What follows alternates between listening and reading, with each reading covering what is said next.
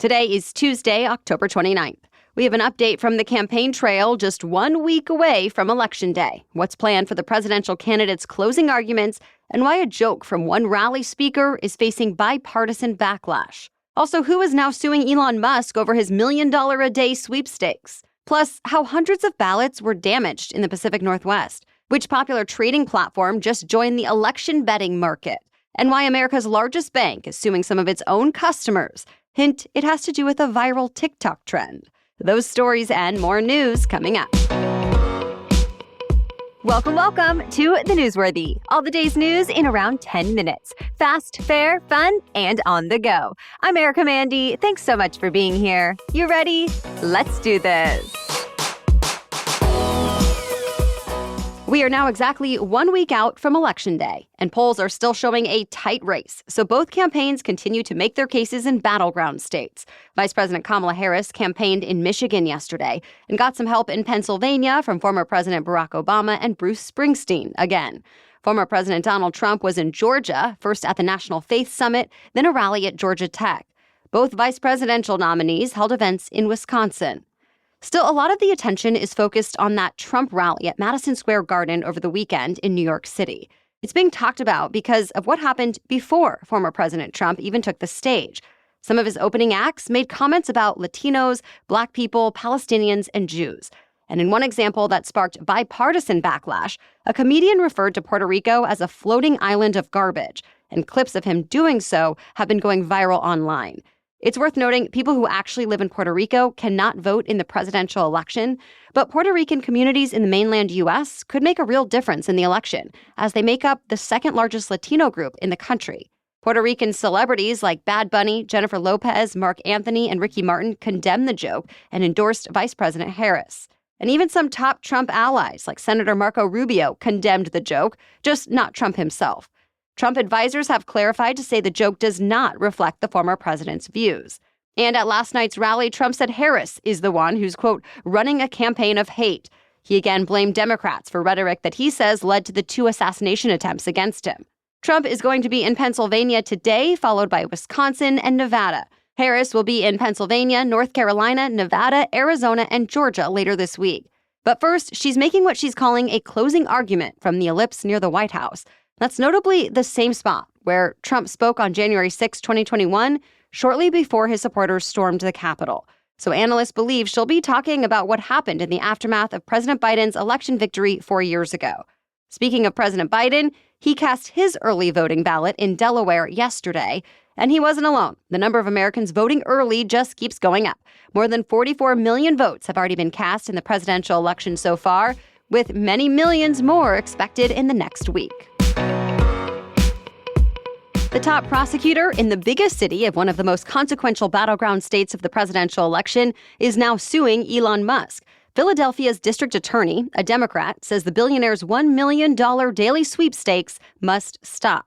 He says Musk and his political organization are operating an illegal lottery and deceiving consumers, giving examples of deception like not providing a complete set of contest rules, including odds of winning, and details on how winners are selected. Remember, Musk has a pro-Trump super PAC that is giving away $1 million every day until Election Day. Each day, the money is going to one person chosen from registered voters in battleground states who signed the super PAC's petition.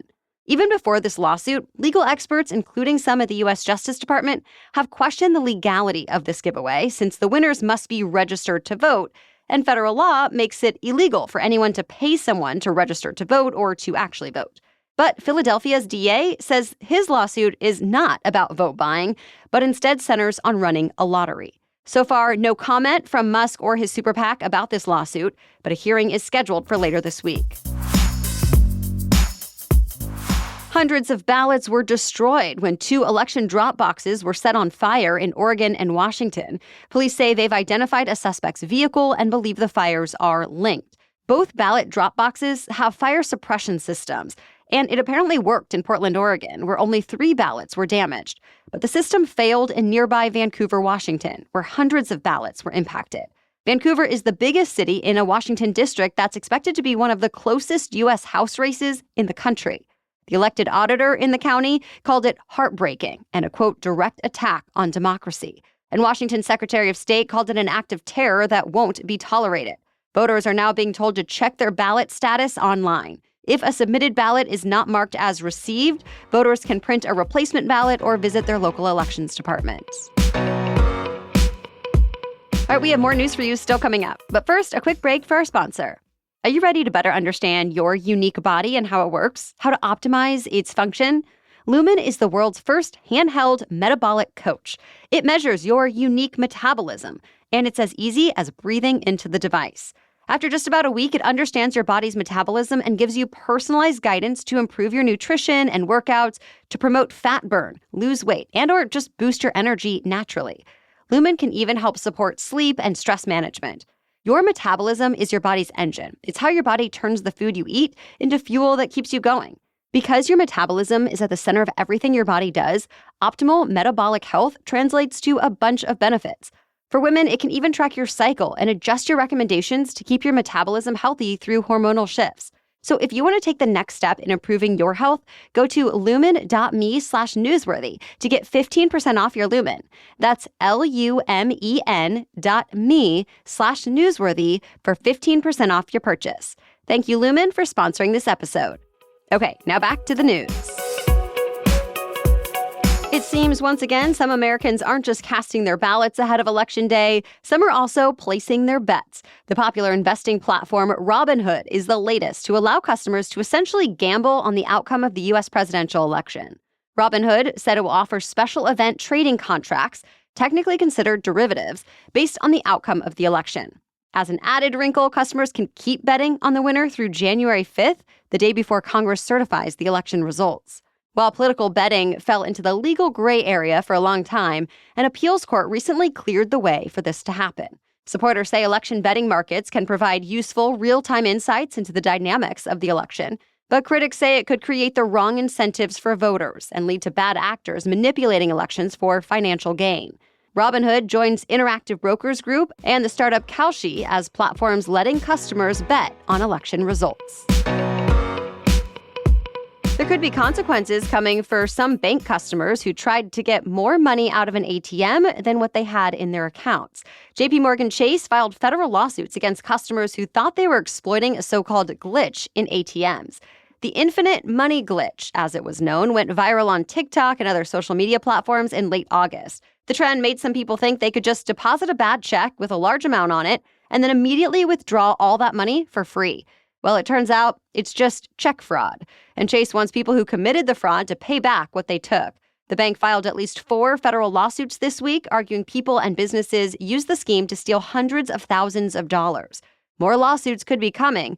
Reports say the bank is investigating thousands of cases. American Airlines just flew the longest nonstop flight in its history. The Boeing 787 took off from Dallas-Fort Worth International Airport in Texas Saturday night, and 16 hours later landed 8,600 miles away in Australia Monday morning, local time.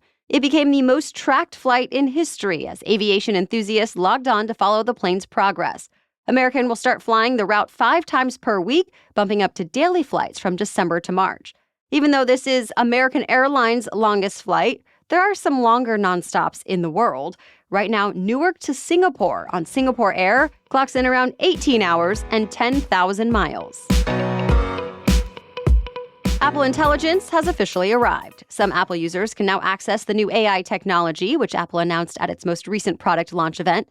It's only compatible with newer devices, though. So, for example, you have to have an iPhone 15 Pro or the new iPhone 16. And anyone with a compatible device can get Apple Intelligence for free by downloading the new operating system update, iOS 18.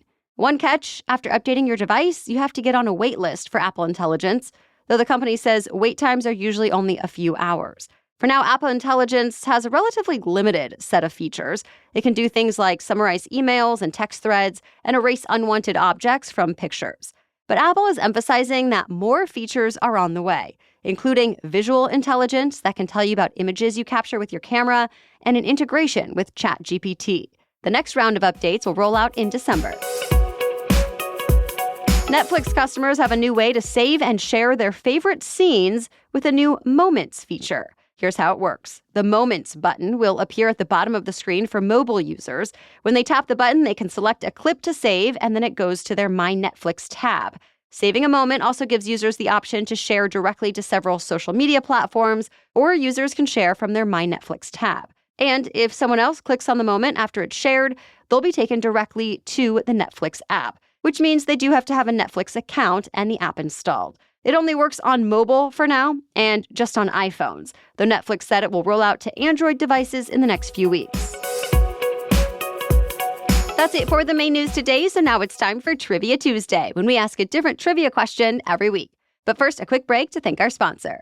Whether you're a bride like our producer Emily, who chose Honey Love on her wedding day, or a guest like me who chooses Honey Love for every special event now, or you're just looking for extra confidence in an everyday fit, Honey Love is your go-to for all things shapewear. The Superpower short, for example, smooths shapes and lifts, giving you a flawless silhouette under any outfit. And it never rolls down or up. I also love the design of Honey Love's shapewear, so I don't feel frumpy, and the fabric is breathable too. Plus, Honey Love is just as easy to put on as it is to take off. Shapewear does not need to be hard. Their products make you look good and feel good. Whether it's for a wedding, event, or an everyday boost of confidence, Honey Love is the perfect plus one. Treat yourself to the best bras, shapewear, and more on the market and save 20% off at honeylove.com/newsworthy. Use our exclusive link to get 20% off at honeylove.com/newsworthy. After your purchase, they'll ask you where you heard about them, so please support our show and tell them we sent you. Say yes to everyday adventure with Honey Love. Okay, now back to Trivia Tuesday. And today's trivia question is, what year did Election Day become a Tuesday in November? You can play along with us in our weekly roundup email that comes out each Friday. Simply sign up to get it at thenewsworthy.com/email, or listen in next week to hear more about the answer. As for last week's trivia question, which state grows the most pumpkins? The answer is Illinois. It's prime pumpkin season, and Illinois grows about half of all pumpkins in the country. In terms of numbers, Illinois produces more than 600 million pounds of pumpkins each year. That's more than 5 times the amount of pumpkins grown in Indiana, the second leading pumpkin-producing state. While Illinois produces plenty of whole pumpkins, many of the state's gourds are processed and turned into pies and fillings. In fact, a small town called Morton, Illinois, is home to Libby's, a brand that manufactures 85% of the world's canned pumpkin. It's no surprise, then, that Morton's nickname is the pumpkin capital of the world. Other major pumpkin-producing states include California, Michigan, and Pennsylvania. But none comes close to what Illinois grows. So as you look at all the jack-o'-lanterns this spooky season or gather ingredients to make a pumpkin pie, you can thank Illinois. Well, thank you so much for listening today and making us part of your daily routine. We are so glad you are here. And if you find our news roundups helpful, please consider sharing it with a friend and helping us spread the word about the show. We'll be back tomorrow with more news to know. Until then, have a great day.